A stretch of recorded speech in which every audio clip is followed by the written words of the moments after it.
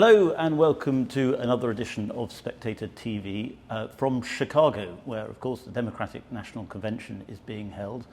I am delighted to be joined by Professor John Mearsheimer, who is a Professor of International Relations at the University of Chicago, and I think officially a Chicagoan, we can now say, John, even though you're originally from New York. That's correct. That's correct, but you've been here about 40 years, so you know the city pretty well. I know the city quite well.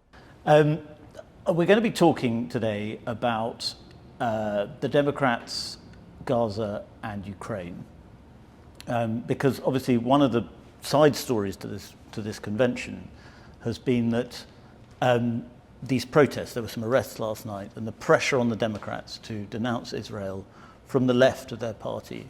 And Joe Biden said these guys on the streets, they have a point, but he fudged it slightly. There have been a couple of other nods towards it. We'll have to see what Kamala Harris says when she speaks tomorrow. But is the Democratic Party capable of listening to what pro-Palestinian protesters are saying? Are they going to?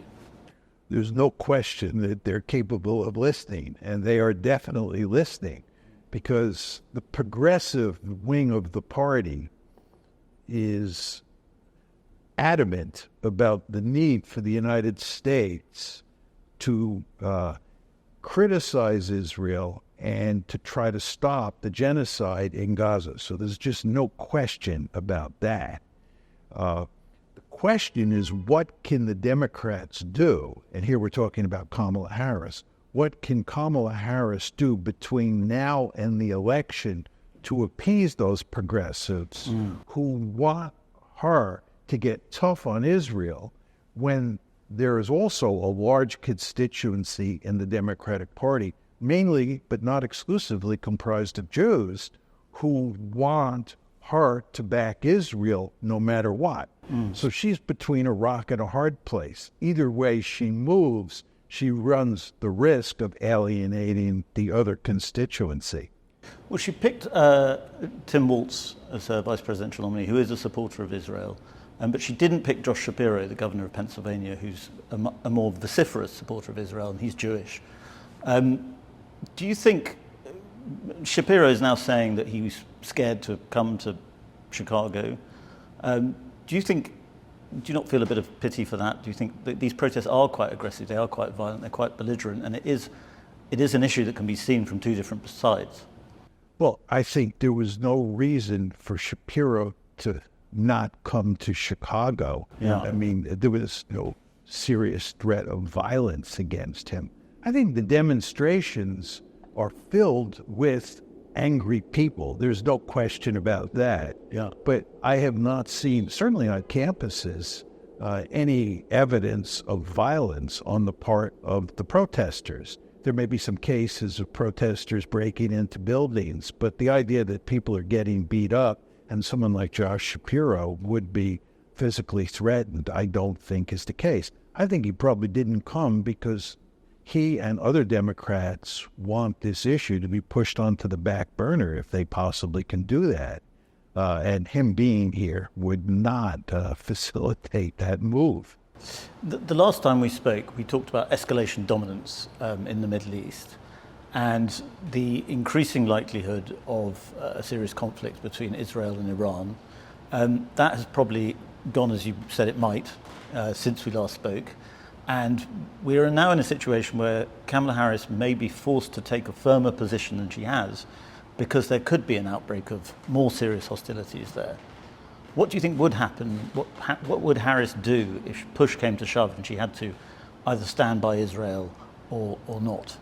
There's no question she'd stand by Israel. Yeah. If she has to choose between the pro-Palestinian side, the progressives, and the hardline supporters of Israel inside the Democratic Party, she'll defend Israel at every turn. So I just see no controversial issue there for her. Let's move on to Ukraine, because there's a lot going on there. There's the invasion of Kursk, and there was the massive drone attack earlier today, on Moscow, biggest drone attack I think since the war started. Ukrainians and a lot of people in the international community are supporting Ukraine's right to do this because they say Ukraine has been invaded. You disagree? I think that Ukraine has the right to retaliate. I think the Russians cross the border into Ukraine. There's no reason, in my opinion, why the Ukrainians can't cross the border into Russia. And so I don't question the Ukrainians' right to attack into the Kursk region. I think the really interesting question is whether or not it helps the Ukrainians or hurts the Ukrainians. Of course, in the West, it's being advertised as a great success for the Ukrainians, and it's going to help them either at the negotiating table or in the actual fighting. Well, I suppose the interesting question then is Zelensky trying to prolong the war or delay it? Because Russians are saying that he just wants to prolong it, keep getting Western aid money, whereas the Western position, and it seems the Ukrainian position, is that this will help them in negotiations, in suing for peace. I don't know exactly what Zelensky is thinking. It's very hard to tell. My sense is that he understands that in eastern Ukraine, the Russians are doing very well. Ukraine is in desperate straits. And I think that he believed, and again, this is what I think, that he believed by going into Kursk or into the Kursk region of Russia, that he would give the Ukrainian side a shot in the arm, and that this would help in future negotiations. Some people speculate that Zelensky and company understand that they need to negotiate sometime in the near future, maybe by the end of this year, that they can't go on fighting this war for, another 2 or 3 years. Something has to be done to bring it to a halt. And at the negotiating table, they're going to need all the leverage they can get, given Russian successes in eastern Ukraine. And if you have a Ukrainian success in Kursk, that will offset the Russians' successes in eastern Ukraine, and Ukraine will then get a better deal in the negotiations. A lot of people say that that's what's going on. That's possible. Do you think that the West is going to be keen in the coming months to get this war resolved? Or do you think we're sort of committed in a way that means that we can't stop supporting Ukraine and therefore the war won't stop? I think the West would like to get this war resolved on reasonably good terms for the Ukrainians. I think the West understands there's no way that Ukraine is going to reverse Russia's gains and Ukraine is going to come out of this war looking like a winner. That's not going to happen. The two choices before the Ukrainians, which the West surely recognizes, is one where the Ukrainians lose more territory than they've already lost and their state is further destroyed. That's one option. Or number two, where they get some sort of negotiation going and they get a settlement. You get a frozen conflict where Ukraine does better than it otherwise would do if the conflict wasn't shut down. And I think that's what we're aiming for at this point in time. I think we fully recognize that Ukraine cannot win and that the Russians are going to win. And the only interesting question is, what does that victory look like? And we want to limit their gains, the Russians' gains, as much as possible. Would it help then if the West saw Russia's intentions in the same way as you see them? Because you regard it as almost a defensive invasion by Russia. Obviously it was an invasion, they crossed sovereign lines, but they were very, very sensitive about NATO expansion and the possibility of it. And this is where you have perhaps your most controversial views, or at least this is the hottest debate on this subject. Yes. Just spell out to us what your view of Western expansion, NATO expansion is, and why it triggered the conflict. Well, I want to be very clear. This was a preventive war, and it was a war that was launched to prevent Ukraine from joining the alliance. In April 2008, as you well know, NATO announced that Ukraine would become a member of the alliance. The Russians made it very clear at the time, this is in April 2008, that this was an existential threat, Ukraine and NATO, and they were not going to let it happen. The reddest of red lines, yeah. Yes, the brightest of red lines, brightest of red. as Nick Burns, who's now the head of the CIA, wrote to Condoleezza Rice in 2008 when he was the U.S. ambassador to Moscow. And we nevertheless ignored what Burns said, we ignored what Putin said, and we pushed forward. And we now have this situation where you have a major war that's been taking place since February of 2022. And the question is, how do you end the war? And Putin has made it unequivocally clear that there are two conditions that have to be met before he will negotiate and even agree to a ceasefire. So we're not talking about these are the two conditions that are necessary for a final deal. He's saying the two conditions that are necessary to start negotiations and get a ceasefire are, number one, Ukraine has to make it unequivocally clear, formally declare that it will not become a member of NATO. It will be a neutral state. And number two, Ukraine and the West have to recognize that the 4 oblasts plus Crimea that Russia has now annexed are Russian territory forever. So the question you have to ask yourself is, will the West agree to those preconditions? Donald Trump, by the way, who advertises that he will shut this war down if he wins in November, even before he gets into the White House in January of 2025, was specifically asked when he debated Joe Biden whether he would accept those two conditions. And he said no. Well, if he doesn't accept those two conditions, the war is going to continue. It's essential from the Russian perspective to accept those two conditions just to get negotiations going. Do you think that a lot of the disagreement over the Ukraine conflict, or the disagreement between you and others and more Atlanticist people, is an understanding of Vladimir Putin? Because you're, as a structural realist, you are seeing power conflicts between states. And you accept to a certain extent that Putin was sincere in his position. Your critics would say you cannot accept that from Vladimir Putin because he hasn't always been sincere. Well, this is a question of what the evidence says. People on the other side, for me, believe that Putin is basically an imperialist. He has an expansionist impulse in his heart. And what he's interested in doing is creating a greater Russia. And that's why he invaded Ukraine. He intended to conquer all of it, incorporate it into a greater Russia, and then he was going to conquer other states and try to recreate the Soviet Empire in Eastern Europe. This is the conventional wisdom. My view is this was a preventive war. The only reason that Putin went into Ukraine was because he was committed to making sure that Ukraine did not become a member of NATO. That was, for him and for other Russian elites, an existential threat. That's the cause of the war. The question is, what does the evidence show? There is no evidence. I want to underline that. There is zero evidence to support the conventional wisdom. There is zero evidence that he was interested in conquering all of Ukraine and incorporating it into a greater Russia. I thought, and you're the expert, I'm not, I thought that Putin's worldview may have changed and that he had gone from being less expansionist to more expansionist in recent years, and some of his writings have suggested that. There's no question that once the war starts and the negotiations in Istanbul fall apart. You remember the war starts February 2022, and then you have negotiations to end the war in basically March and early April of 2022.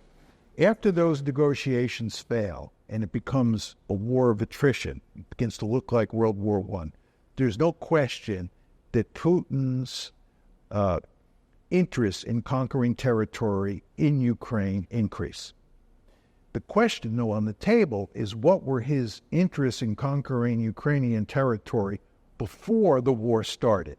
And there is no evidence in any of his pronouncements or in his famous article that he wrote on July 12, 2021, that he was interested in conquering Ukraine, conquering any territory in Ukraine.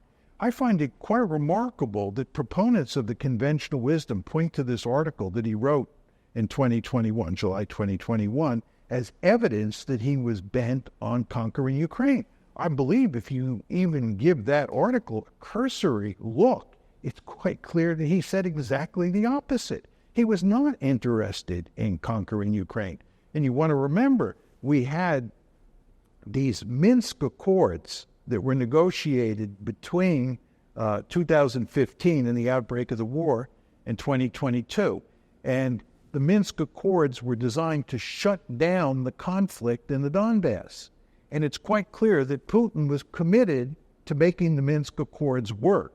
And it was the French, the Germans, and the Ukrainians who were not serious about making those negotiations work. And in fact, Angela Merkel, Francois Hollande, and Peter Poroshenko, the three leaders of those other countries, have all come out and said that they were not serious about making the Minsk Accords work. What they wanted to do was stall for time so that the West could arm and train Ukraine so that it could fight the Russians in the Donbass. But Putin himself was interested in working out an arrangement, making the Minsk Accords work so that that conflict in the Donbass could be shut down. Why? Because the last thing Putin wanted to do was invade the Donbass and be responsible for running the politics of the two oblasts that comprised the Donbass. I suppose another argument that's perhaps conventional wisdom, but not the usual hawkish type, is that if we had not if we'd not supported Ukraine militarily or shown Western power in Ukraine, it would have effectively been a puppet state like Belarus for Russia, and that Putin would have had control of it indirectly. I think puppet state is much too strong. I think that there's no question that the Russians view countries like Ukraine and countries like Belarus as part of their sphere of influence. And they want to make sure, the Russians want to make sure that Belarusian and Ukrainian foreign policy are in sync with Russian interests. But it's a bit more than that, isn't it? I mean, they like to effectively pick the leader and make sure the leader is someone they like. No, I think that's not true. If you look at the history of Ukrainian elections from the time it got its independence in 1991 up until 2022, there were lots of elections, and sometimes there were pro-Russian individuals elected, and sometimes there were Ukrainian leaders who were hostile to Russia who were elected. And you want to remember the United States was trying to make an orange revolution happen inside of Ukraine. We, the United States, were interested in putting in power in Ukraine leaders who were hostile to Russia. So do you find it at all surprising that the Russians were interested in making sure that the leadership in Ukraine and the leadership in Belarus was as friendly to Russia as possible? This makes perfect sense. And by the way, this is how the United States runs the Western Hemisphere. This should not be surprising to anyone in the Western publics, right? The United States does not tolerate leaders in the Western Hemisphere who are hostile to the United States. So why should the Russians tolerate leaders in Ukraine or Belarus who are at odds with basic Russian national interests? But could you not make the same argument then that why shouldn't they be interested in controlling the Baltic states? Because the Baltic states would presumably fall within their sphere of influence at some stage. Because the Baltic states are tiny. Right. And Ukraine and Belarus are two huge pieces of real estate, and they represent territory that invaders have come across in the past. When Napoleon, the German army in World War I, and the Wehrmacht in World War II invaded Russia / the Soviet Union, they came through Ukraine and they came through Belarus. These are pieces of real estate that really matter. That's point number one. Point number two is the Baltic states came into NATO in 2004. They were part of the second tranche of NATO expansion. The first tranche is 1999. That's when Poland, the Czech Republic, and Hungary come in. And then the second tranche, that's when Romania and the Baltic states, Bulgaria, Slovenia, Slovakia, they all come in. The Russians were too weak to prevent the first and second tranches. And that's why the Baltic states got in. Number one, they're small. And number two, the Russians were very weak in 2004. By 2008, when it was said at Bucharest that both Georgia and Ukraine would become part of NATO, the Russians were more powerful, and Georgia and Ukraine were of greater strategic importance than the Baltic states. So it's no accident that after the April 2008 declaration saying that Georgia and Ukraine would become part of NATO, in August of 2008, you had a war between Georgia and Russia over this very issue.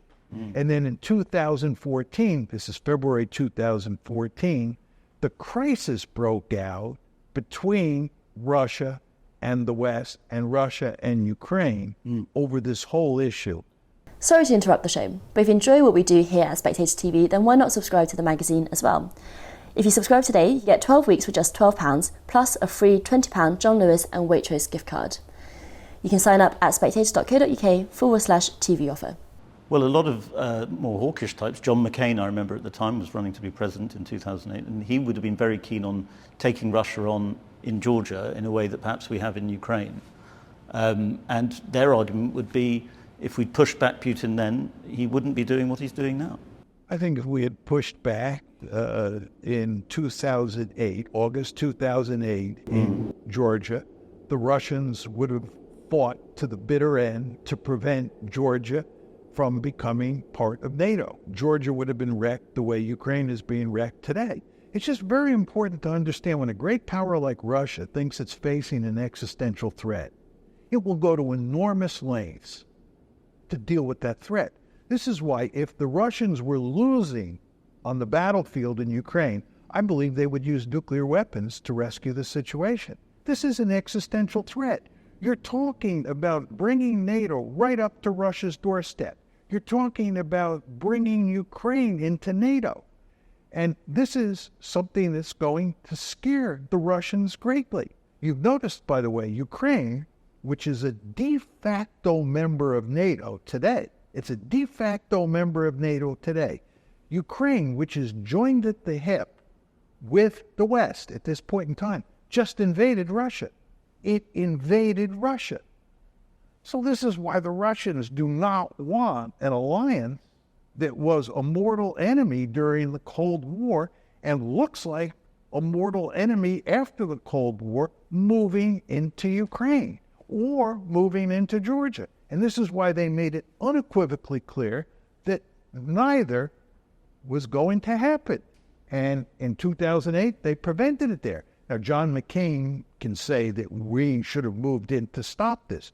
I would ask John McCain, although he's not here, to answer the question, how did he think we could prevent Georgia from not going into NATO? How did he think we could get a situation where Ukraine was able, or excuse me, where Georgia was able to get into NATO? We can't do that in Ukraine today. How are we going to do it in 2008 with regard to Georgia? And the answer is we weren't going to do that unless we wanted to invade Georgia and fight with the Georgians against the Russians. But nobody except John McCain, Lindsey Graham, and a handful of other warmongers are willing to do that. You couldn't get the American public or Western publics to fight in Georgia or to fight in Ukraine. If you look at what's going on in Ukraine today, we're willing to fight to the last Ukrainian, but we're not willing to send British citizens or American citizens to do that fighting. And if you're not willing to do that, then how do you prevent the Russians from prevailing in a contest to determine whether or not Georgia or Ukraine become part of the alliance? When you look at a country like Poland, that is very opposed to Russia in this war with Ukraine, they're very hostile to Russia. Does that not suggest that there's always going to be conflict, great power conflict involving Russia? How do you resolve something like that? You just guarantee neutrality for states like Ukraine and Belarus, and you agree on that? Is that what you suggest?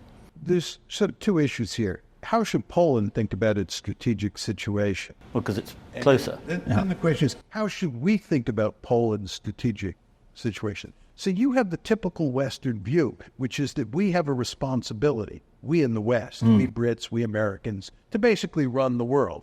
So we have to worry about Poland, and we have to think about how best to secure Poland's future. This is not the way I think about the world. Yeah. I think Poland's a sovereign state, right? And there's no serious threat, in my opinion, from Russia. And therefore, we should not be in Europe. I'm not in favor of maintaining NATO. I'm not in favor of maintaining American military presence in Europe. I would have pulled out of Europe after the Cold War ended, certainly after the Soviet Union collapsed in December 1991. But our view is that we have to protect Poland. That problem is now taken care of. Poland has been incorporated into NATO. The Baltic states have been incorporated into NATO. They have an Article 5 guarantee. So I don't think we have a real problem there.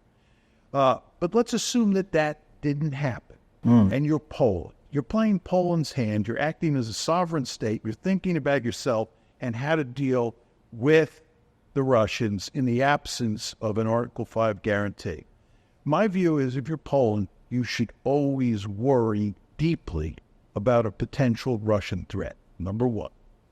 Number two, you should understand that the Russians today are nowhere near as powerful as the Soviet Union was in its heyday. In fact, Russia is quite weak. This was certainly the case in 2022. This is why the Russians did not do that well when they invaded Ukraine. They didn't bring large forces to bear, and the Russian army was not a formidable fighting force. Yeah. Okay?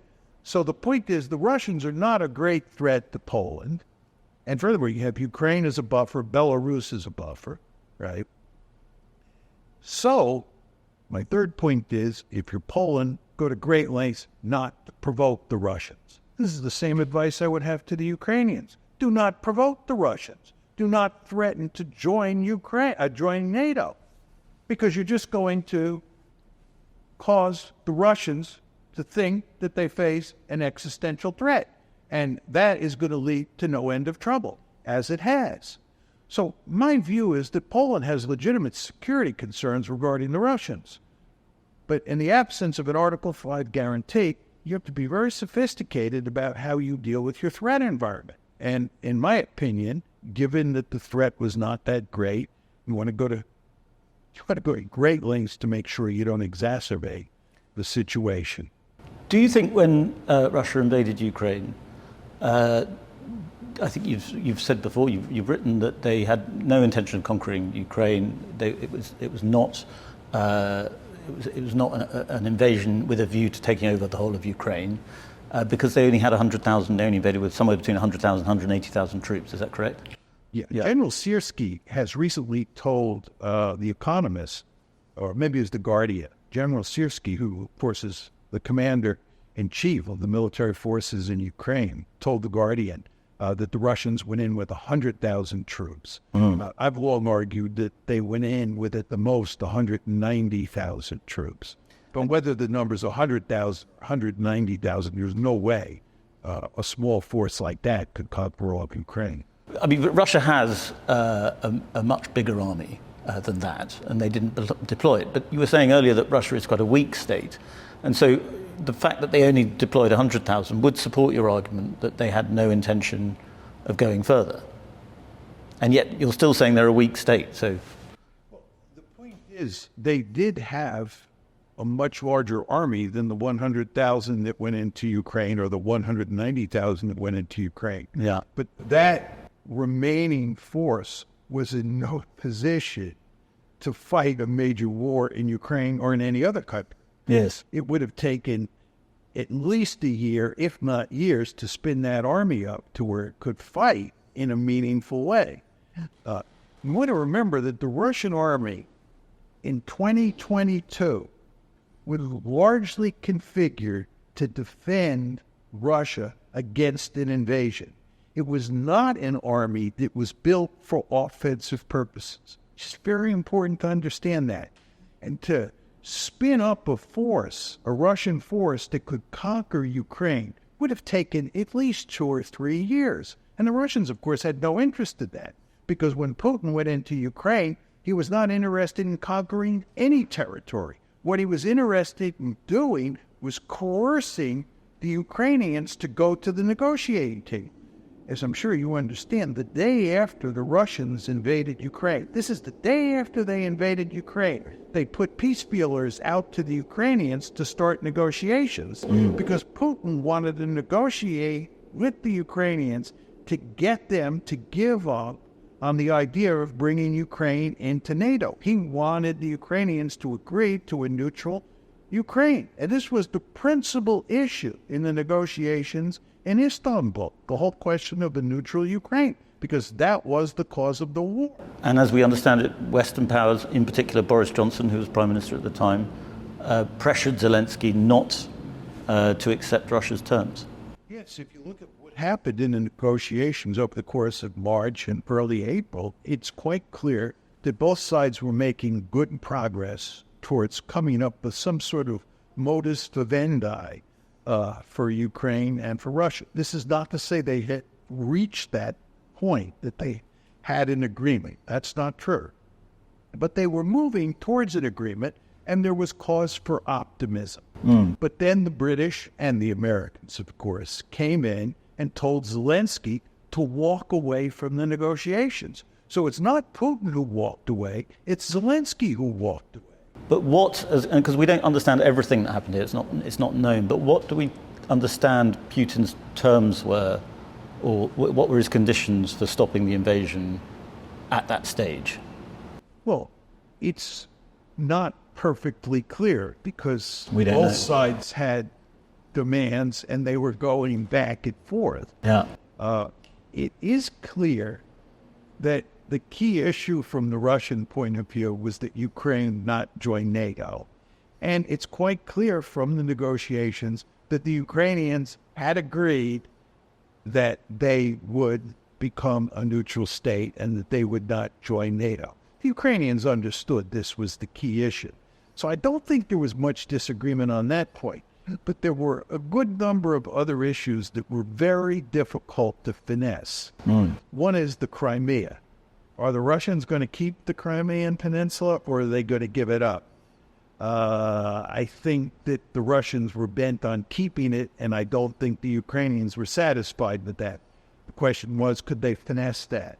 I think with regard to the Donbass and those oblasts in eastern Ukraine that the Russians have now annexed, I think in the negotiations, they were willing to write off those conquests, the Russian conquests of those 4 oblasts, as long as you could work out some sort of agreement that looked like the Minsk Accords in the Donbass. And in that case, the Russians would then, not be interested in annexing territory in eastern Ukraine.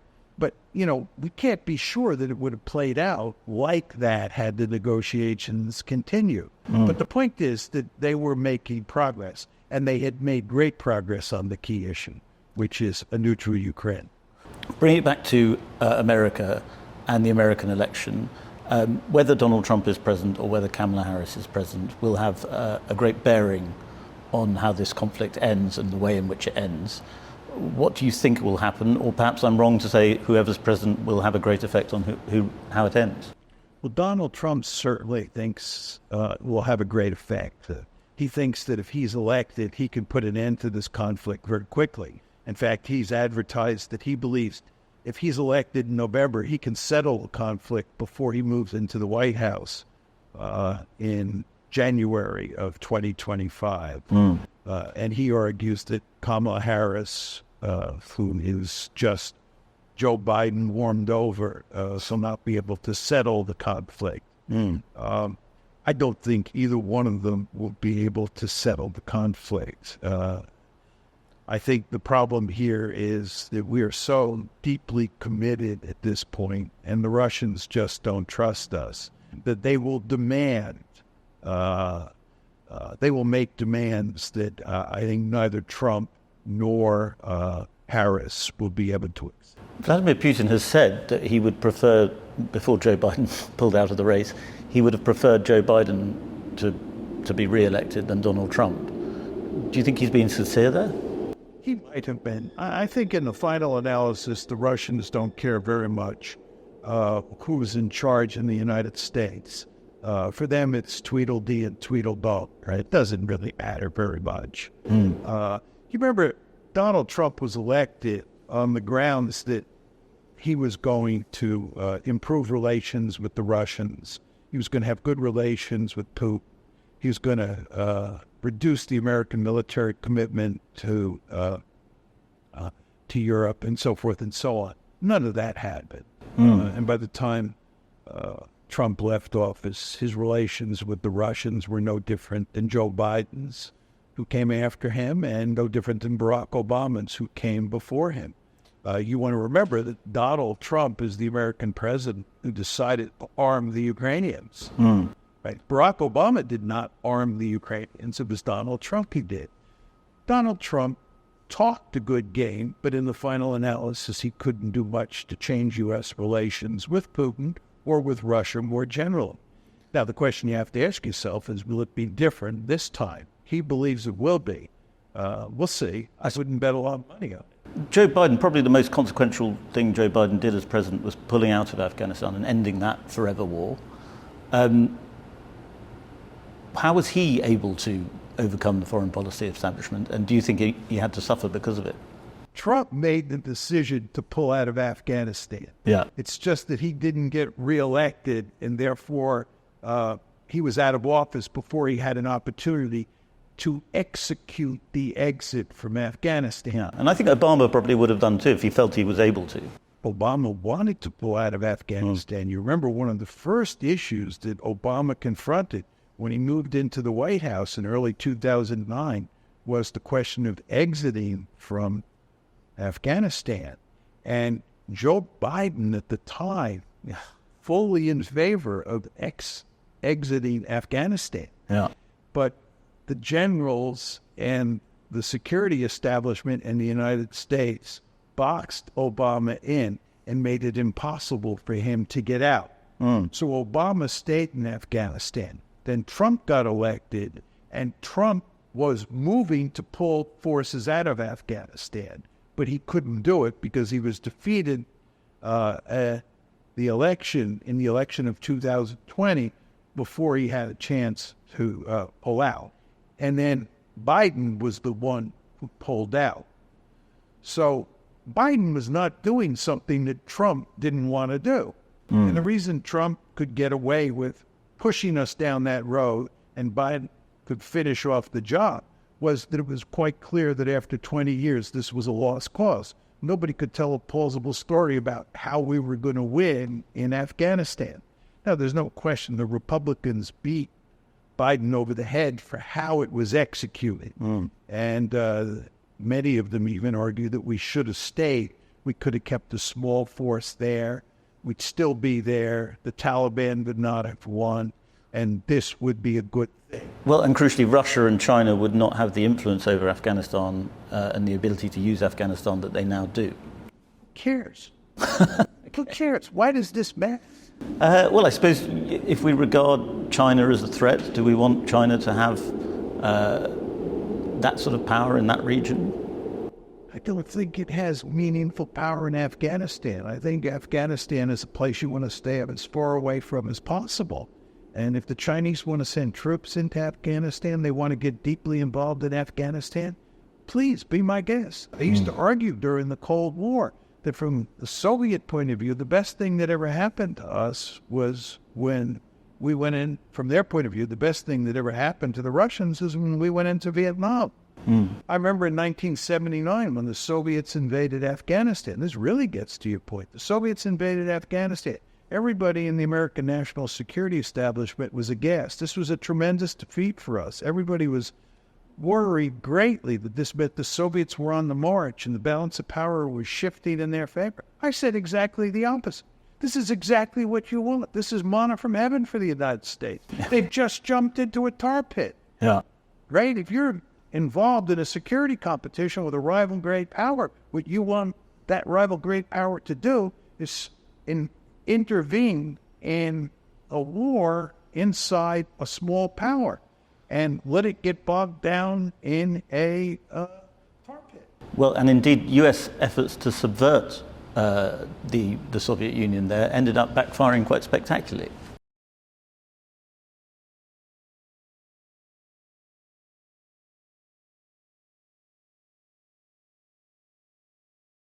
It's almost impossible to say. If you had asked me this question before Joe Biden had pulled out of the race and turned it over to Kamala Harris, I think it was quite clear that Trump was going to win. But Harris has been quite successful at selling herself to the public. The mainstream media has treated her with kid gloves. And Trump and J.D. Vance have not done a very good job of attacking and criticizing Kamala Harris. And therefore, it's so close at this point that it's impossible to really predict who's going to win.